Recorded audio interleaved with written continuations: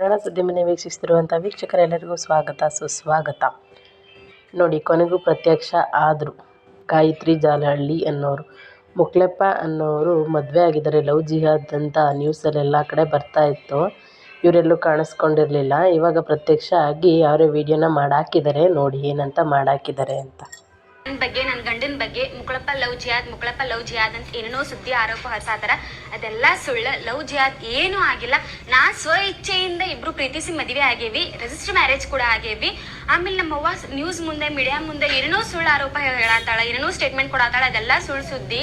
ನಮ್ಮವ್ವ ಮದುವೆ ಆದ್ಮೇಲೆ ಎಷ್ಟೋ ಸಪೋರ್ಟ್ ಮಾಡ್ಯಾಳ ನಮಗೆ. ಆ ಸಪೋರ್ಟ್ ಮಾಡಿದ್ದೆಲ್ಲ ಪ್ರೂಫ್ ನನ್ನ ಕಡೆ ಐತಿ. ಅಪ್ಲೋಡ್ ಮಾಡ್ತೀನಿ ಅಂತ ನಿಮಗೆಲ್ಲ ತಿಳಿಸ್ತೇನೆ ಅಂತ. ಅದೇನೇನು ಪ್ರೂಫ್ ಅಂತಂದು ಈಗ ಯಾರ ಮಾತು ಕೇಳಂಗೆ ಮಾಡತ್ತಾಳ ಗೊತ್ತಿಲ್ಲ, ಯಾರು ಮೈಂಡ್ ವಾಶ್ ಮಾಡ್ಯಾರಂತೂ ಗೊತ್ತಿಲ್ಲ.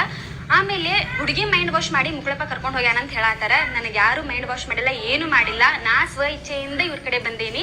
ಆಮೇಲೆ ನನಗೆ, ನನ್ನ ಗಂಡನ ಫ್ಯಾಮಿಲಿಗೆ ಏನಾದರೂ ಅಪಾಯ ಆದ್ರೆ ಕಾನೂನಿಂದ ನಿಂಗೆ ನ್ಯಾಯ ಸಿಗ್ಬೇಕಂತ ಕೇಳ್ಕೊತೀನಿ.